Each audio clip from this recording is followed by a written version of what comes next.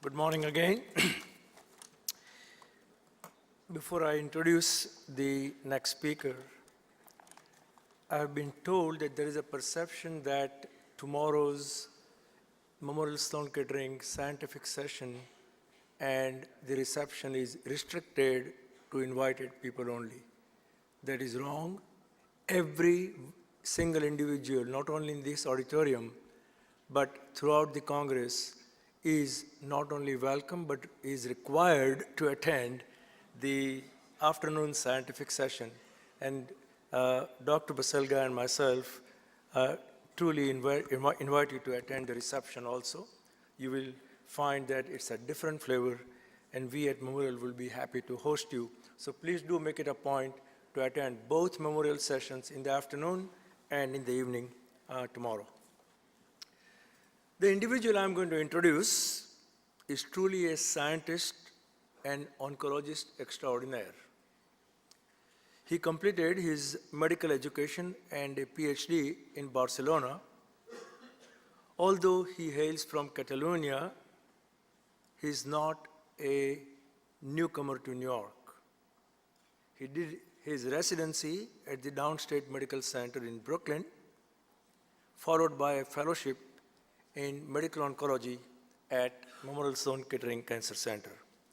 It is then that I met Jose for the first time in 1992 when he was a fellow and I was the newly appointed chief of the head and neck service. Today, I am still the chief of the head and neck service and he is my boss. He has done well. Following his fellowship, he returned home where he was appointed professor and chairman of medical oncology at the Vall d'Hebron Medical Center in Barcelona, where he served with distinction for 16 years. When he was invited to Harvard as professor and chief of medical oncology and associate chief of the cancer center at the Massachusetts General Hospital. He liked that, but his heart was in New York. And he returned to MSKCC as physician-in-chief in 2012. Dr. Baselga devoted over 20 years of his career developing therapies against EGFR and HER2 receptors. He was the lead investigator in the development of Herceptin in the treatment of breast cancer and is currently the principal investigator on a clinical trial of novel monoclonal antibodies, pertuzumab, against HER2 in breast cancer. His current research focus also is in identifying mechanisms that limit the sensitivity to targeted therapy in solid tumors, in particular to PI3K, AKT, MTOR inhibitors, and anti-HER2 agents. He has published over 370 articles in major peer-reviewed journals, and I'm proud to say that he is the newly elected president of the American Association for Cancer Research, Jose Baselga.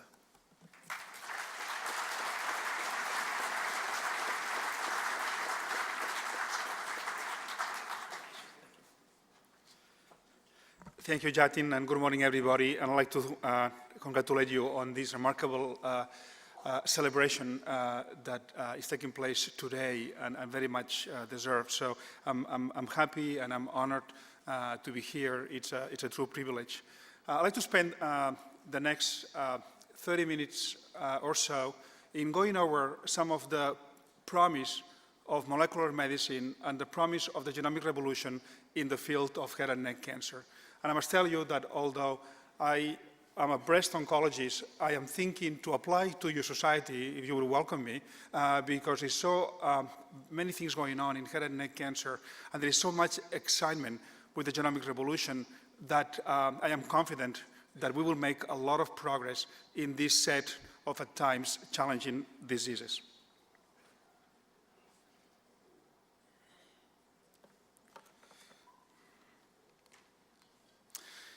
So I'd like to show you the outline of what I'm trying to cover I'd like to give you a vision of, for what we are doing at Memorial Sloan Kettering in terms of precision medicine. Go over the mutational landscape of head and neck cancers, and I think what's emerging here is a tale of two diseases that are very, very different and that likely will require a very different approach. And then set targets that are emerging that makes us very excited about the future of the treatment of this set of diseases. This has been quite a decade since the effort to sequence the majority of tumors from around the world took place and the data has been published. And I know that the head and neck data will be published shortly. I don't think it's officially accepted for publication, but it's getting there. But it has been a tremendous effort to understand what's driving the majority of tumors. And let's be very simple to address a very complex issue. Cancer, there's no question about that, it's a disease of the genome. And the question that is upon us here is that how come cancer is not even more frequent? Because look at the number of genes that we have, and look at the number of base pairs that every single cell has. And if anything goes wrong in one of these base pairs, a mutation that provides an advantage growth could lead into cancer. So this applies in all the tumors. This is just to show you an example in lung cancer. The same would apply in breast cancer. The same would apply in head and neck, where a single base substitution, a single mutation in the wrong place could lead potentially to cancer. And if we address this and we accept this principle, then we will see tumors in a very different way. We will see tumors defined not only by their lineage and the site of origin, but also by the mutations that drive that specific tumor. That has been very well studied in non-small cell lung cancer, where a proportion of these tumors have mutations of the EGF receptor. Others have mutations in KRAS, and that's the way today in the clinic you define lung cancer. You would not dare to practice medicine without knowing the mutational status of a patient's tumor that has lung cancer or breast cancer or other tumor types. So this is what's coming.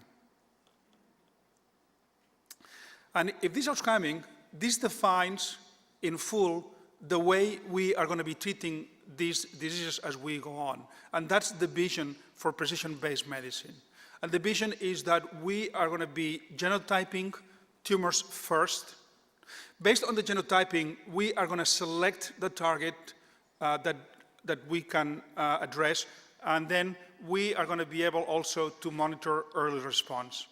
In this slide, there are a lot of concepts that we are putting together, and I would not go over them in detail, but the concept of genotyping first and selecting the therapy later is one that is going to be here to stay, and that we need to find a way to implement this in an efficient manner in all our clinical practices. So at Memorial Sloan Kettering, we have embarked in a massive approach to sequence as many tumors as we can. And as of this year, for those of you who are in New York, we notified a huge gift, a $100 million gift from the Travis Foundation to build a new center that is called the Center for Molecular Oncology.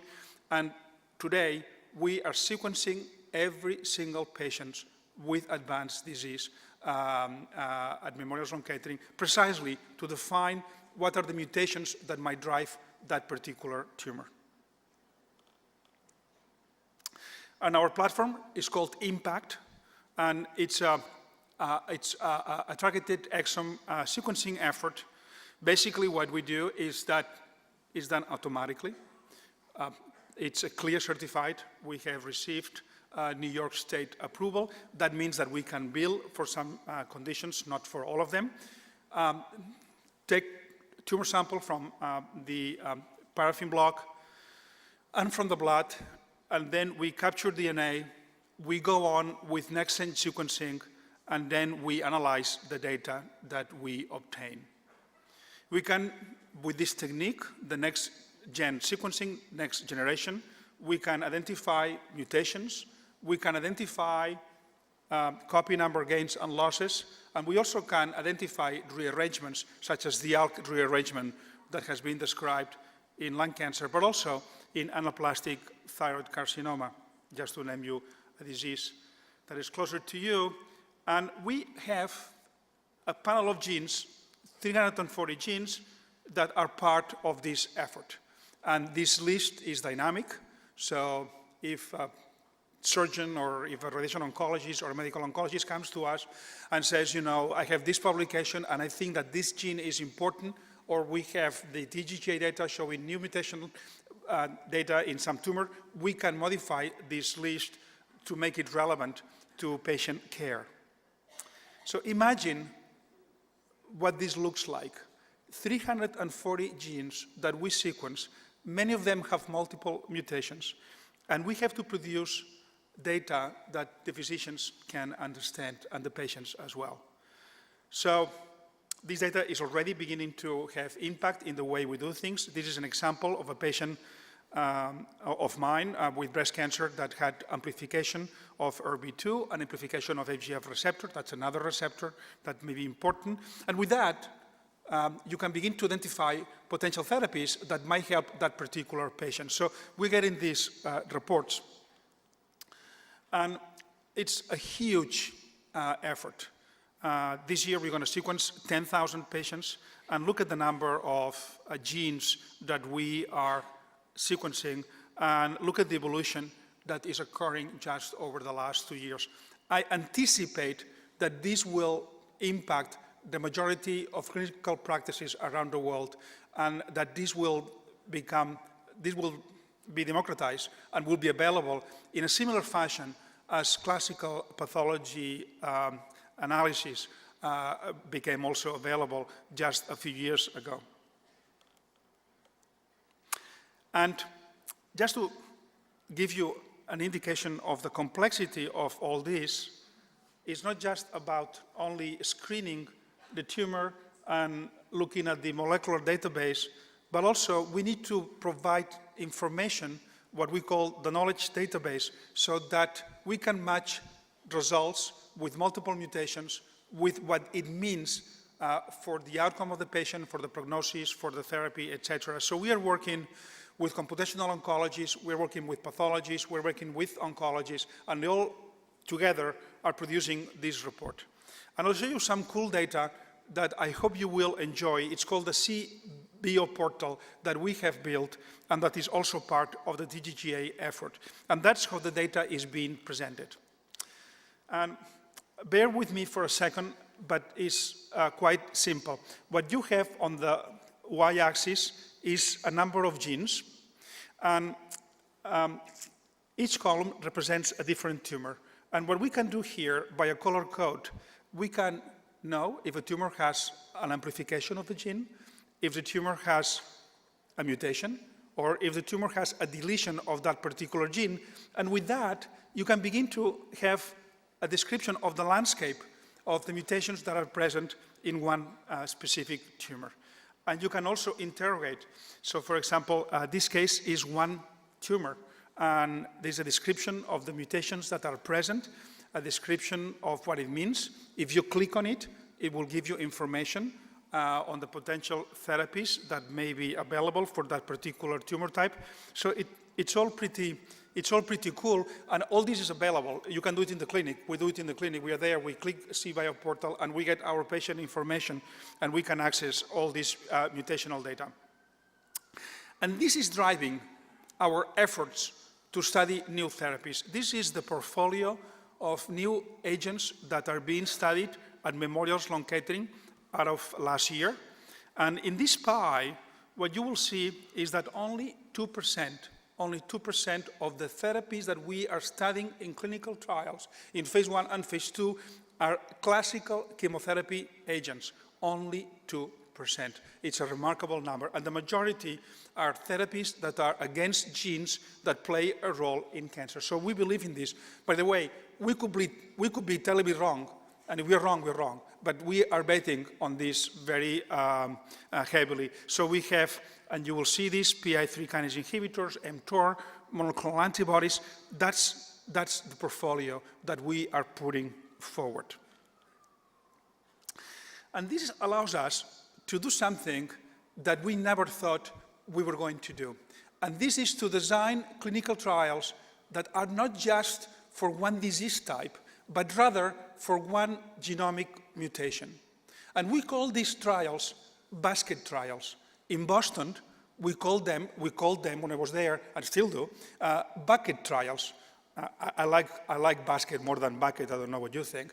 That's the way we call them here. And basically, we identify a mutation, and then we can enroll patients with different tumor types that have the same mutation, and then we can accelerate the pace of discovery. This is not just an academic exercise. This could change the way drug development occurs. And as a matter of fact, when we began to launch these studies, the FDA called us and they said, could we come and spend a couple of days with you guys? And I said, of course. And this year, on October 21st, we are hosting with the FDA and the American Association for Cancer Research a think tank on how to move forward with basket trials. And I would anticipate that at some point we will approve new therapies based on this type of studies. And I'm going to give you an example of one of these trials that is very exciting and that applies to thyroid cancer. And this is the basket trial in tumors that have the B600 BRAF mutation. This mutation is uncommon in many tumors if you exclude melanoma. So what you have here is colorectal, lung, breast, ovarian, Adam-Chester disease, others. So, and what you have in the numbers is the mutational frequency is very low. But you see, if we sequence 10,000 patients a year, we're going to get good numbers of patients that have these mutations. And the idea is to enroll 15 patients of every tumor type and see what we get. So let me show you this trial, the bemorafenib. This is a trial that is being led by David Hyman at our institution. And we began to enter some tumor types. And you will see on the very end on the right that we had what we called other solid tumors. Well, in these other solid tumors, we had 2 patients with anaplastic thyroid cancer. And these are the 2 patients on this waterfall plot that have the red color code. 2 patients that underwent either a CR or a very impressive PR.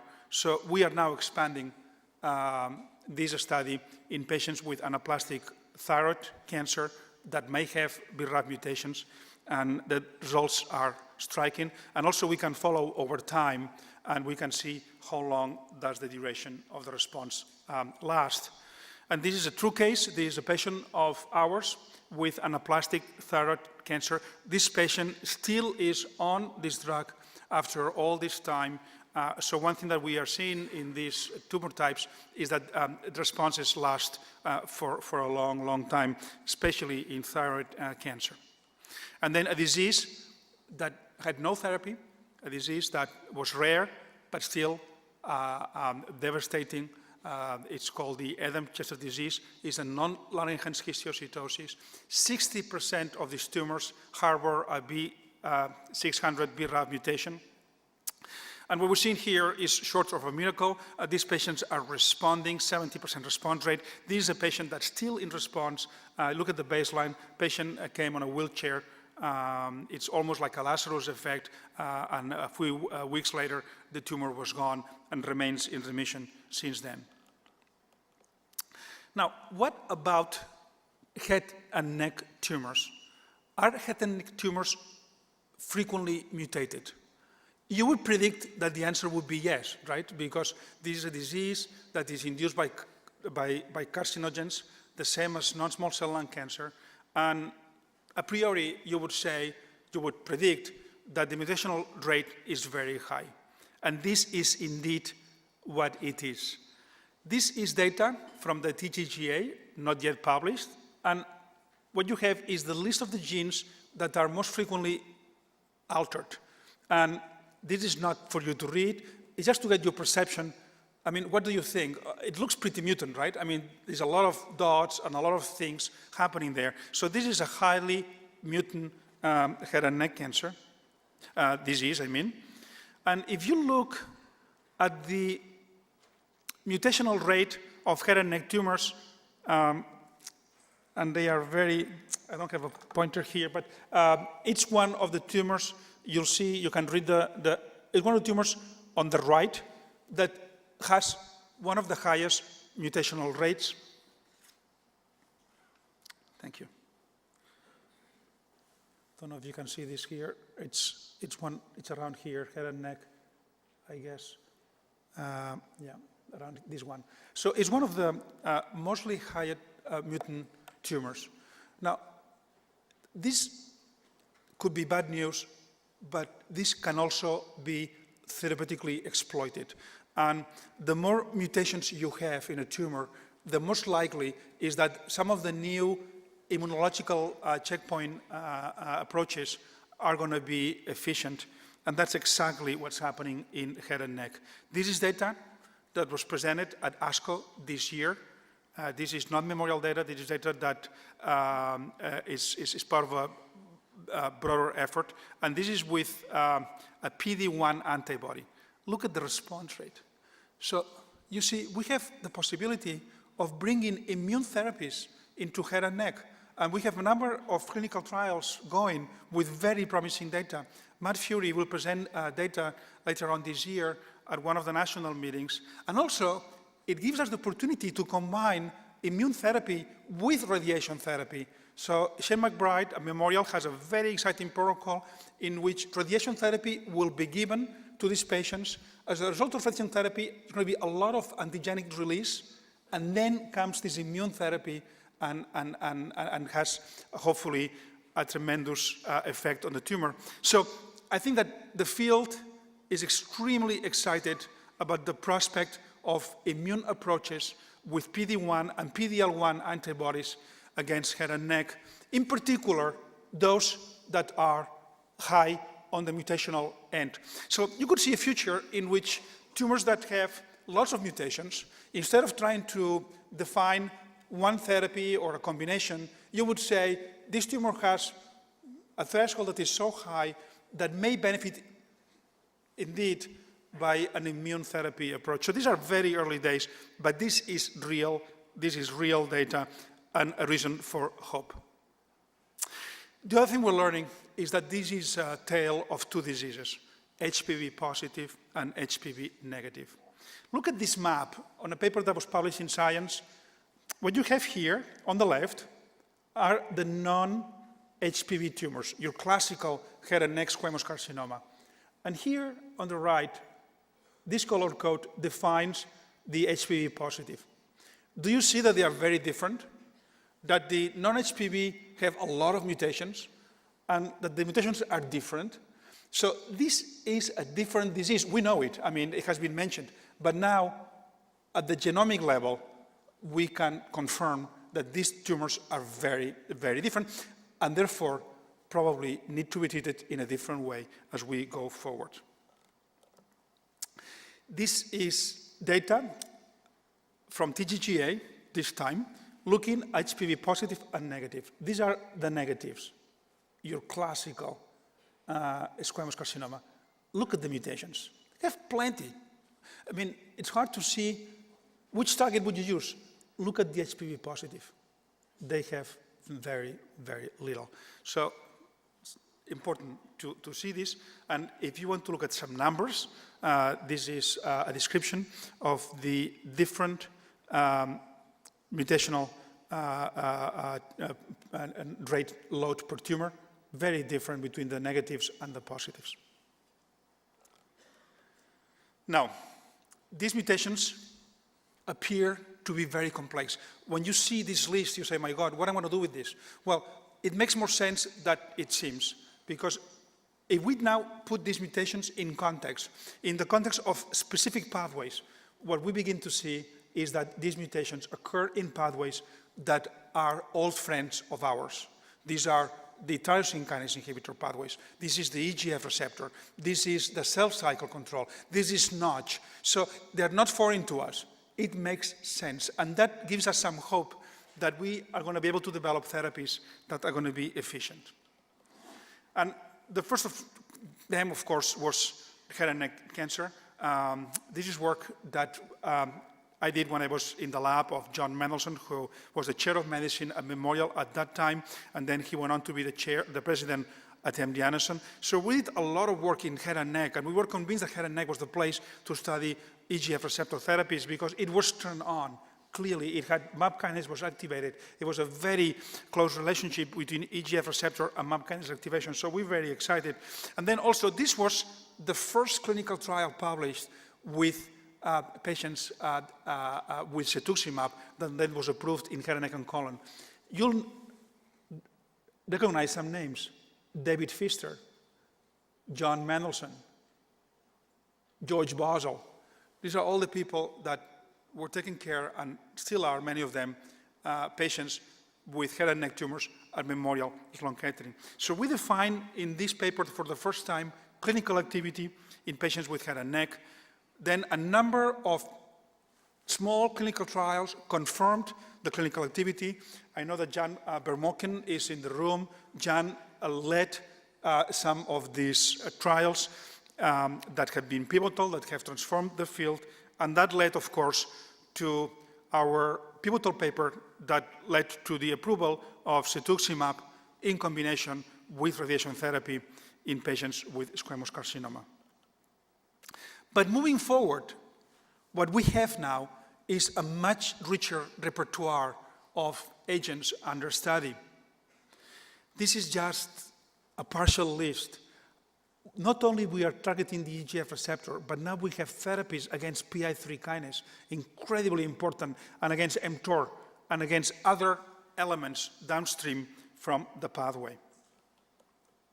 And this is a trial done, led by Matt Fury from Memorial Sloan Kettering, showing activity with the MTOR inhibitor, temsirolimus. But perhaps where there is more excitement is in the PI3 kinase alpha inhibitors.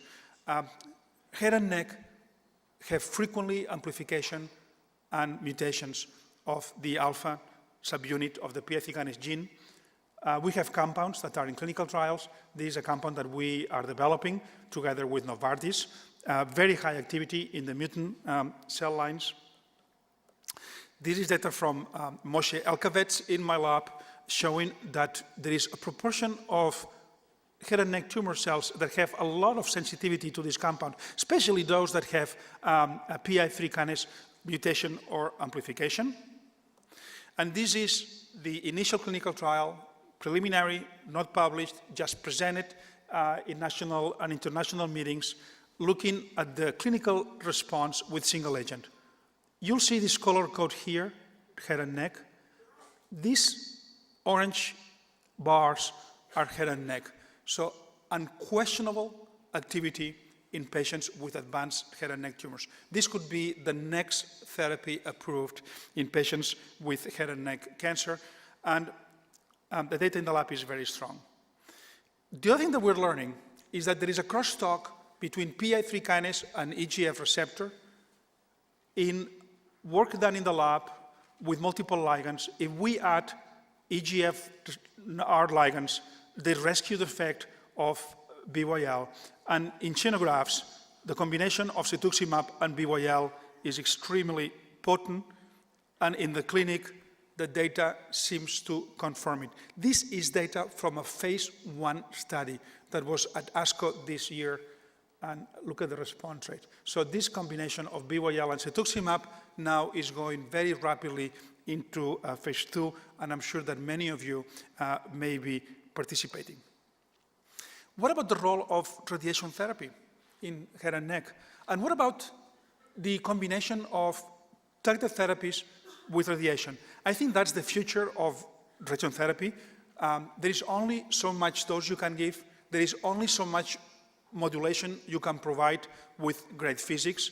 So the opportunity really here is to explore the possibility of combining radiation therapy with therapies that will be synergistic with radiation. A little bit like cetuximab, but if you wish, in a more powerful way. So these are the questions that we are asking, how to combine them. I'll show you some data on some of these compounds. There is some cool stuff about specific drug delivery systems. For example, we are working with HPV capsids, and HPV capsids have tremendous tropism for HPV-positive tumors, and we can load those capsids with toxins, with radiation therapy, with chemotherapy, so we're working on that as well. And then something that's going to be very important in HPV-positive disease is to look at ways to de-escalate the dose of radiation therapy. So let's look for a second now at PI3 kinase in combination with radiation therapy. We are working here with a compound that is similar to BYL. It's very active in a panel of head and neck samples. And those tumors that have PI3 kinase mutations, we have tremendous synergy when we use it together with this compound. This is work from a very bright radiation therapy resident in my lab called Sam Sunstek, who's been doing this on and on. And in animal models, look at the combination when the two of them are given together. So this is something that we are looking forward to bring into the clinic. And then one last concept that, if you allow me, I'd like to share with you, and that's the possibility to target DNA damage. These tumors that have a lot of mutations, they're very unstable. They have a lot of DNA damage, and they have a lot of cell cycle problems. So if you could help them by making it more deficient, that would be a way to improve potentially the anti-tumor activity of these approaches. So we know that these tumors, the G1S cell cycle checkpoint is a mess for multiple reasons. So that's not working. So perhaps what we could do is to mess up a little bit the G2M checkpoint, and that's exactly what we are planning to do with ATM inhibitors. ATM inhibitors are ATM is part of a kinase family that is incredibly important for homologous recombination, and we could see a way that we could give radiation therapy, we could induce DNA damage, and then we would prevent the repair by ATM. And in preclinical models, ATM inhibitors are the most potent radiosensitizer that we have ever seen. This is more potent than cisplatin. This is more potent than cetuximab. So we are excited about this, and these compounds are entering the clinic. So this is the overview of what I wanted to present today. This is a time of tremendous excitement in the field, very exciting opportunities for head and neck, and I'd like to thank you for having me here. Just in ending, I'd like to acknowledge the work of the many people at Memorial Sloan Kettering that is working in head and neck tumors. I'd like to thank and acknowledge my colleagues in the head and neck disease management team, Matt Fury, David Fisher, Nancy Lee, and Sam Sunstek, and then, of course, the Memorial Sloan Kettering Head and Neck Service. Thank you very much.